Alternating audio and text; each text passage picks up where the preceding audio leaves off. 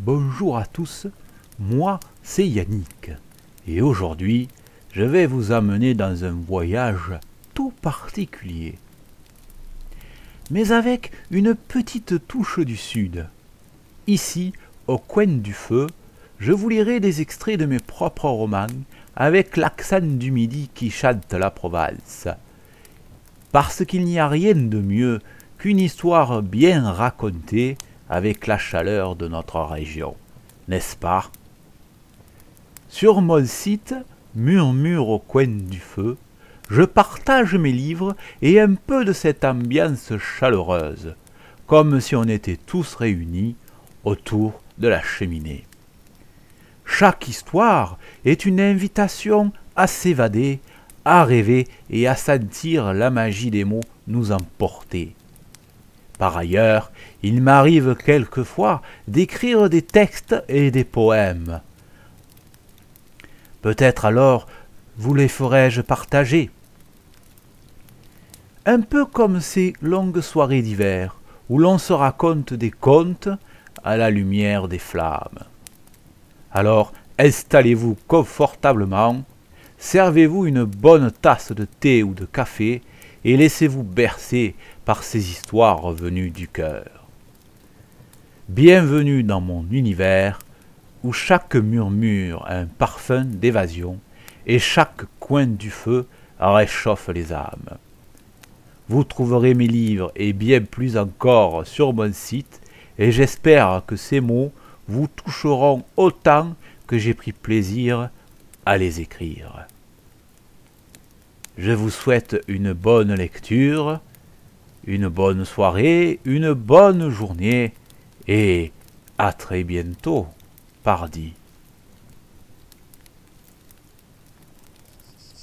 Éternellement, tome 3, Piano sur le lac. Chapitre 18, Invitation. Nous étions de retour à Sligo. Depuis plusieurs semaines, Damien était souvent absent, et même quand il était présent, il ne l'était pas vraiment. À chaque instant, je n'avais qu'une seule envie, lui dire que j'étais encore là, et que je l'aimais toujours. Mais cela aurait été trop douloureux de lui confier ses sentiments. Armand, lui, fidèle à lui-même, était revenu quelquefois à la charge. Il savait sans doute pour Damien et moi, mais à chaque fois que je le repoussais, il se contentait de me regarder d'un air concis, presque attristé. Il respectait mes choix, tout comme son frère, et je le trouvais changé. J'avais eu mes tantes au téléphone. Elles me disaient que Kevin était enfin heureux, et cela me remplissait de joie. Mais quand j'avais essayé de contacter mon frère, je n'étais tombé que sur sa boîte vocale. Un soir, en rentrant de la fac, j'avais trouvé un courrier dans ma boîte aux lettres. Une enveloppe scellée par un cachet de cire. L'inscription « Domaine de Château des Fourbes ». Cela me faisait étrangement penser à un domaine viticole, mais je n'avais jamais pris contact avec qui que ce soit dans le milieu du vin. Interloqué et piqué par la curiosité, j'ouvris l'enveloppe. À l'intérieur, je trouvais une lettre manuscrite sur un papier raffiné, doux comme du velours. Chère Maëlia, ma tendre sœur, c'est avec une joie immense que je t'écris en ce jour, porteur de nouvelles qui emplissent nos cœurs d'allégresse. Ton frère bien-aimé a l'immense bonheur de convoler en justes noces avec la noble et gracieuse comtesse Loudia de Draguignan. La magnificence de cet événement requiert la présence distinguée de ta personne. Et c'est avec une sincérité profonde que nous t'invitons à célébrer ce moment d'union et d'amour le samedi 18 mai. La cérémonie se tiendra dans les crènes de la somptueuse demeure de la famille de Draguignan, le château des Fourbes, où la magie des liens sacrés de l'amour et de l'engagement se mêlera à l'allégeance des traditions. Les festivités débuteront à 16 heures et la réception qui suivra promet d'être une symphonie exquise de saveurs et d'harmonie. Nous espérons sincèrement que tu honoreras de ta présence cette journée exceptionnelle et que tu partageras avec nous le bonheur qui émanera de cette union singulière. Dans l'attente du plaisir de te compter parmi les convives distingués, accepte, ma très chère sœur, l'expression de nos plus sincères salutations. Avec tout mon amour, ton frère bien-aimé, Kevin. PS, tu trouveras sans doute de ton raffiné de cette invitation, mais il va falloir t'y faire, ma future épouse est une comtesse. Tu trouveras en pièce jointe tous les détails de cette journée, ainsi que ma nouvelle adresse. J'étais stupéfaite par cette nouvelle tiraillée entre la joie, l'affection et l'angoisse de cette révélation. Une comtesse, Loudia de Draguignan, ce nom ne me disait absolument rien. Je sortis instinctivement mon portable et appelai immédiatement mon frère. « Allô ? Enfin, bordel, mais qu'est-ce que tu faisais ? J'étais morte d'inquiétude. Désolé, ma sœur, mais il y a eu d'importants changements dans ma vie. Des changements auraient-ils quelque chose à voir avec cette comtesse ? Ah, tu as reçu mon invitation. Bordel, Kevin, c'est quoi cette histoire ? Qui est cette femme ? D'où la connais-tu ? Pourquoi tu ne répondais plus au téléphone ? Heureusement que les tatas étaient là pour me dire que tu étais toujours en vie. Je suis désolé, Meius, je te promets de tout expliquer. J'ai glissé les billets d'avion dans l'enveloppe et j'ai commandé un taxi pour toi. Viens à Aubagne, là où tout a commencé avec papa et maman. Je te jure, tu sauras tout. Mais enfin, Kevin, pourquoi tant de mystère ? C'est trop compliqué à expliquer par téléphone. S'il te plaît, ma sœur, viens. Il est évident que je viens, mais tu as intérêt à tout me dire. Tout. Oui, Meius, tu sauras tout. À bientôt, ma sœur. Je t'aime. Ah, je t'aime aussi, crétin. En raccrochant, je me rendis compte que la voix de Kevin avait changé.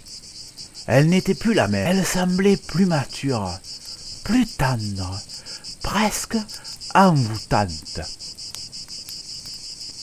Oui, ma belle, qu'y a-t-il ? J'avais appelé ma meilleure amie. J'avais besoin de lui parler, de me confier.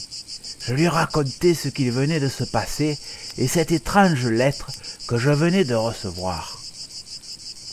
Mais tu n'étais au courant de rien ? Eh ben non, répondis-je paniqué. J'ai l'impression d'avoir fait une avance rapide dans ma vie. Kevin, mon petit frère, va se marier.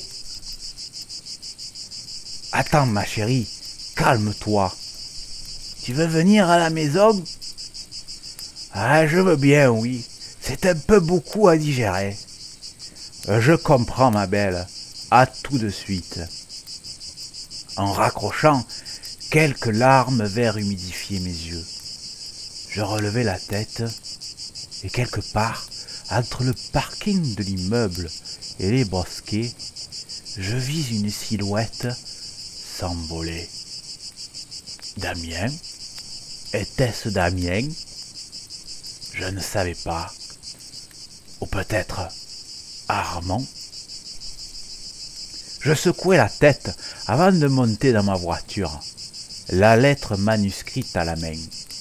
En chemin, je ne pouvais m'empêcher de penser à cette silhouette que j'avais aperçue. Je ne savais pas qui c'était, mais cette silhouette n'avait rien de menaçant. Ce devait être Damien, qui, à son habitude, veille sur moi discrètement. J'en étais sûr. J'arrivais enfin à la villa de Carla. Elle se précipita vers ma voiture et, comme à son habitude, me prit dans ses bras. La tendresse de son étreinte avait vraiment quelque chose de rassurant. Bien sûr, ce n'étaient pas les bras de Damien, mais la chaleur de sa bienveillance reconfortait mon cœur. « Ah, ça va aller, ma chérie, je suis là pour toi, tu le sais. »« Oui, merci, Carla. »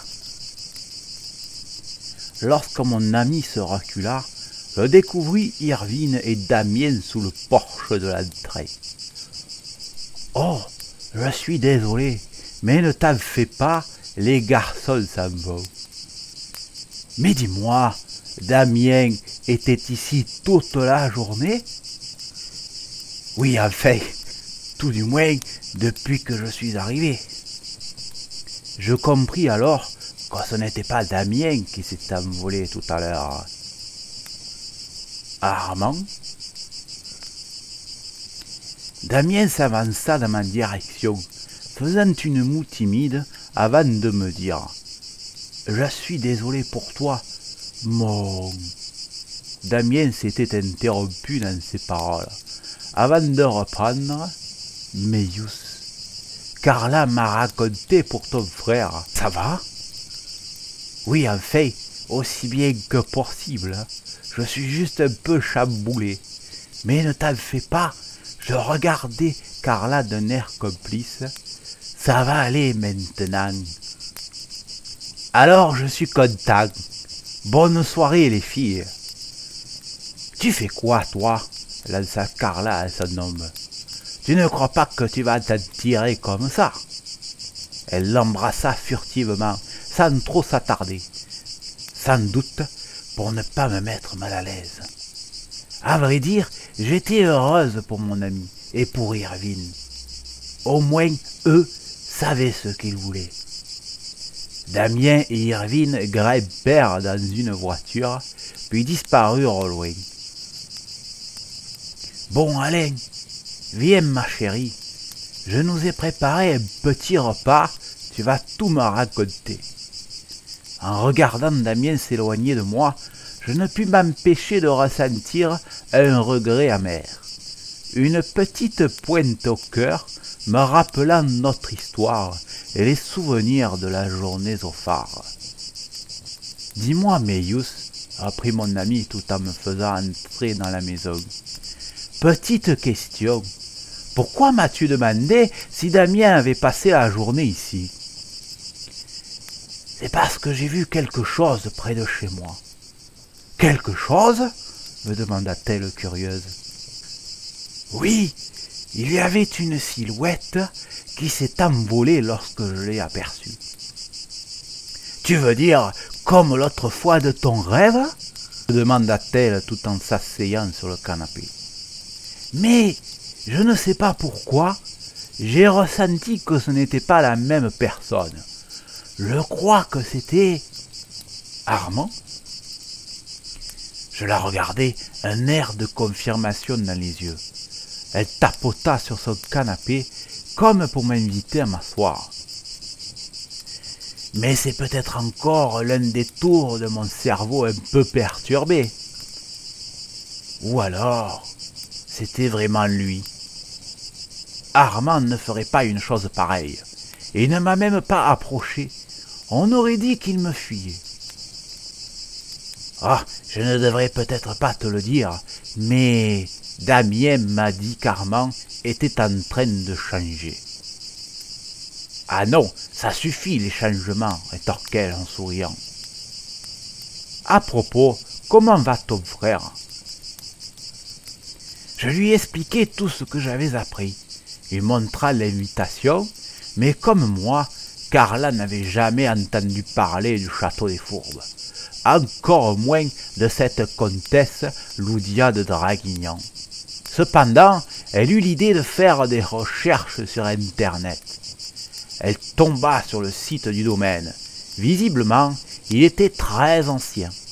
Et il y avait souvent des représentations théâtrales ou des concerts originaux.